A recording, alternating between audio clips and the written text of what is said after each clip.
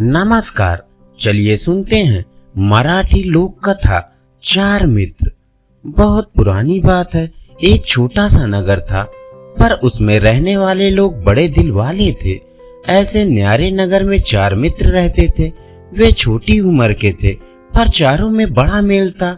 उनमें एक राजकुमार, दूसरा राजा के मंत्री का पुत्र, तीसरा साहूकार का लड़का और चौथा एक किसान का लड़का था। चारों साथ साथ खाते पीते और खेलते कूदते थे।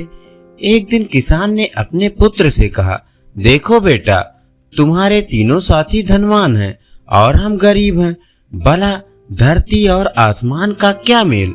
लड़का बोला, नहीं पिताजी, मैं उनका साथ नहीं छोड़ सकता। बेशक यह घर छोड़ सकता हूँ। बाप यह सुनकर आग बबूला हो गया और लड़के को तुरंत घर छोड़ चले जाने को कहा। लड़के ने भी राम की भांति अपने पिता की आज्ञा मान ली और सीधा अपने मित्रों के पास जा पहुंचा। उन्हें सारी बात बताई। सबने तय किया कि हम भी अपना अपना घर छोड़कर साथ रहेंगे। इसके बाद सबने अपने घर और गांव से विदा ले ली और वन की ओर चल पड़े। धीरे धीरे सूरज पश्चिम के समुद्र में डूबता गया और धरती पर अंधेरा छाने लगा। चारों वन से गुजर रहे थे। काली रात थी। वन में तरह तरह की आवाजें सुनकर सब डरने लगे। उनके पेट में भूख के मारे चूहे दौड़ रहे थे। किसान के पुत्र ने देखा, एक पेड़ के नीचे बहुत से जुगनू चमक रहे हैं। वह अपने साथियों को वहां ले गया और उन्हें पेड़ के नीचे सोने के लिए कहा। तीनों को थका मांदा देखकर उसका दिल भर आया। बोला, तुम लोगों ने मेरे खातिर नाहक क्या मुसीबत मोल ले ली? सबने उसे धीरज बंधाया और कहा, नहीं नहीं, ये कैसे हो सकता है कि हमारा एक साथी भूखा प्यासा भटकता रहे और हम अपने अपने घरों में मौज उड़ाएं। जिएंगे तो साथ साथ, मरेंगे तो साथ साथ। थोड़ी देर बाद वे तीनों सो गए, पर किसान के लड़के की आंख में नींद कहा। उसने भगवान से प्रार्थना की, हे भगवान, अगर तू सचमुच कहीं है तो मेरी पुकार सुनकर आ जा और मेरी मदद कर। उसकी पुकार सुनकर भगवान एक बूढ़े के रूप में वहां आ गए। लड़के से कहा, मांग ले जो मांगना है। यह देख, इस थैली में हीरे जवाहरात भरे हैं। लड़के ने कहा, नहीं, मुझे हीरे नहीं चाहिए। मेरे मित्र भूखे हैं, उन्हें कुछ खाने को दे दो। भगवान ने कहा, मैं तुम्हें भेद की एक बात बताता हूँ। वह जो सामने पेड़ है ना, आम का, उस पर 4 आम लगे हैं। एक पूरा पका हुआ, दूसरा उसमें कुछ पका हुआ, तीसरा उससे कम पका हुआ और चौथा कच्चा। इसमें भेद कौन सी बात है? लड़के ने पूछा। भगवान ने कहा, ये चारों आम तुम लोग खाओ। तुम में से जो पहला आम खाएगा वो राजा बन जाएगा। दूसरा आम खाने वाला राजा का मंत्री बन जाएगा। जो तीसरा आम खाएगा उसके मुंह से हीरे निकलेंगे और चौथा आम खाने वाले को उम्र कैद की सजा भोगनी पड़ेगी। इतना कहकर बूढ़ा आंख से ओझल हो गया। तड़के जब सब उठे तो किसान के पुत्र ने कहा, सब मुंह धो लो। फिर उसने कच्चा आम अपने लिए रख लिया और बाकी आम उनको खाने के लिए दे दिए। सबने आम खा लिए। पेट को कुछ आराम पहुंचा तो सब वहां से चल पड़े। रास्ते में एक कुआं दिखाई दिया।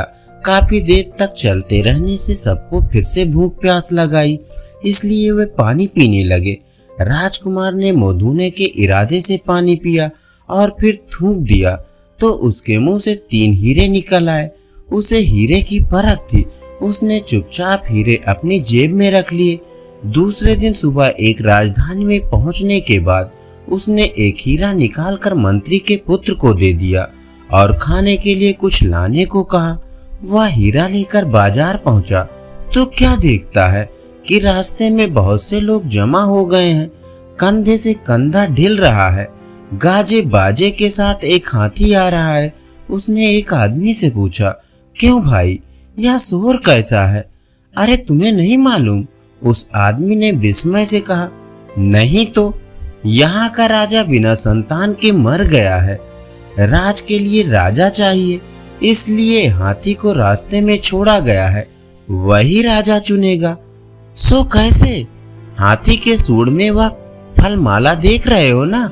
हाँ हाँ, हाथी जिसके गले में यह माला डालेगा वही हमारा राजा बन जाएगा। देखो वह हाथी इसी ओर आ रहा है, एक तरफ हट जाओ। लड़का रास्ते से एक ओर हटकर खड़ा हो गया। हाथी ने उसके पास आकर अचानक उसी के गले में माला डाल दी। इस प्रकार मंत्री का पुत्र राजा बन गया। उसने पूरा पका हुआ आम जो खाया था वह राजवैभव में अपने सभी मित्र को भूल गया। बहुत समय बीतने पर भी वह नहीं लौटा। यह देखकर राजकुमार ने दूसरा हीरा निकाला और साहूकार के पुत्र को देकर कुछ लाने को कहा। वह हीरा लेकर बाजार पहुंचा। राज्य को राजा मिल गया था, पर मंत्री के अभाव की पूर्ति करनी थी, इसलिए हाथी को माला लेकर दोबारा भेजा गया। किस्मत की बात, अब हाथी ने एक दुकान के पास खड़े साहूकार के पुत्र को ही माला पहनाई। वह मंत्री बन गया और वह भी दोस्तों को भूल गया। इधर राजकुमार और किसान के लड़के का भूख के मारे बुरा हाल हो रहा था। अब क्या करे? फिर किसान के पुत्र ने कहा, अब मैं ही खाने की कोई चीज ले आता हूँ। राजकुमार ने बचा हुआ तीसरा हीरा उसे सौंप दिया। वह एक दुकान में गया। खाने की चीज लेकर उसने अपने पास वाला हीरा दुकानदार की हथेली पर रख दिया। फटे हाल लड़के के पास कीमती हीरा देखकर दुकानदार को शक हुआ कि हो ना हो इस लड़के ने जरूर ही यह हीरा राजमहल से चुराया होगा। उसने तुरंत सिपाहियों को बुलाया। सिपाही आए। उन्होंने किसान के लड़के की एक ना सुनी और उसे बंदी बना लिया। दूसरे दिन उसे उम्र कैद की सजा सुनाई गई। यह प्रताप था उसी कच्चे आम का। बेचारा राजकुमार मारे चिंता के परेशान था। वह सोचने लगा, यह बड़ा विचित्र नगर है, मेरा एक भी मित्र वापस नहीं आया, ऐसे नगर में रहना ही अच्छा नहीं। वह दौड़ता हुआ वहां से निकला और दूसरे गांव के पास पहुंचा। रास्ते में उसे एक किसान मिला जो सिर पर रोटी की पोटली रखे अपने घर लौट रहा था। किसान ने उसे अपने साथ ले लिया और भोजन के लिए अपने घर ले गया। किसान के घर पहुंचने के बाद राजकुमार ने देखा कि किसान की हालत बड़ी खराब है। किसान ने उसका बहुत आदर सत्कार किया और कहा, मैं गांव का मुखिया था, रोज 3 करोड़ लोगों को दान देता था, पर अब कौड़ी कौड़ी के लिए मोहताज हूँ। राजकुमार बड़ा भूखा था। उसने जो रूखी सूखी रोटी मिली वो खा ली। दूसरे दिन सुबह उठने के बाद जब उसने मुंह धोया तो फिर मुंह से 3 हीरे निकले। वे हीरे उसने किसान को दे दिए। किसान फिर धनवान बन गया और उसने 3 करोड़ का दान फिर से आरंभ कर दिया। राजकुमार वहीं रहने लगा और किसान भी उससे पुत्रवत प्रेम करने लगा। किसान के खेत में काम करने वाली एक औरत से यह सुख नहीं देखा गया। उसने एक वैश्या को सारी बात सुनाकर कहा, उस लड़के को भगा कर ले आओ तो तुम्हें इतना धन मिलेगा कि जिंदगी भर चैन की बंसी बजाती रहोगी। अब वैश्या ने एक किसान औरत का रूप धर लिया और किसान के घर जाकर कहा, मैं इसकी माँ हूँ, यह दुलारा मेरी आंखों का तारा है, मैं इसके बिना कैसे जी सकूंगी, इसे मेरे साथ भेज दो। किसान को उसकी बात जच गई। राजकुमार भी भुलावे में आकर उसके पीछे पीछे चल दिया। घर आने पर वैश्या ने राजकुमार को खूब शराब पिलाई। उसने सोचा, लड़का उल्टी करेगा तो बहुत से हीरे एक साथ निकल आएंगे। उसकी इच्छा के अनुसार लड़के को उल्टी हो गई, लेकिन हीरा एक भी नहीं निकला। क्रोधित होकर उसने राजकुमार को बहुत पीटा और उसे किसान के मकान के पीछे एक गड्ढे में डाल दिया। राजकुमार बेहोश हो गया था। होश में आने पर उसने सोचा, अब किसान के घर जाना ठीक नहीं होगा, इसलिए उसने बदन पर राख मल ली और सन्यासी बनकर वहां से चल दिया। रास्ते में उसे सोने की एक रस्सी पड़ी हुई दिखाई दी। जैसे ही उसने रस्सी उठाई, वह अचानक सुनहरे रंग का तोता बन गया।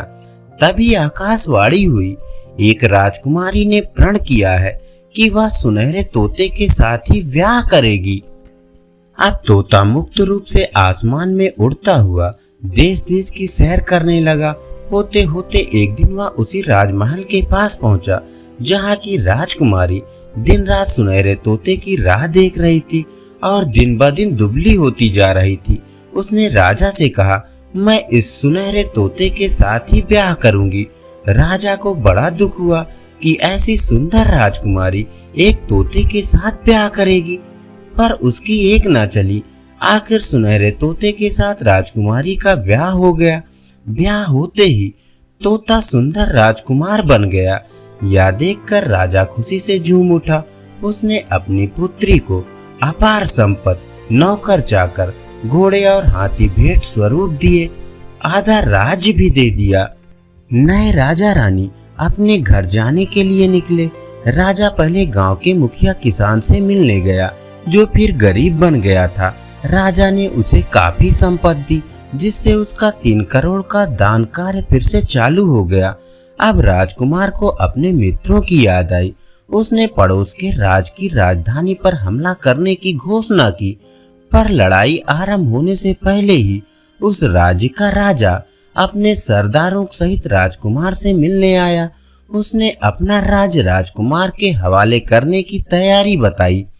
राजा की आवाज से राजकुमार ने उसे पहचान लिया और उससे कहा, क्यों मित्र, तुमने मुझे पहचाना नहीं? दोनों ने एक दूसरे को पहचाना तो दोनों के खुशी का ठिकाना नहीं रहा।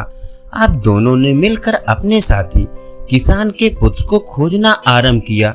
जब सब कैदियों को रिहा किया गया तो उनमें किसान का लड़का मिल गया।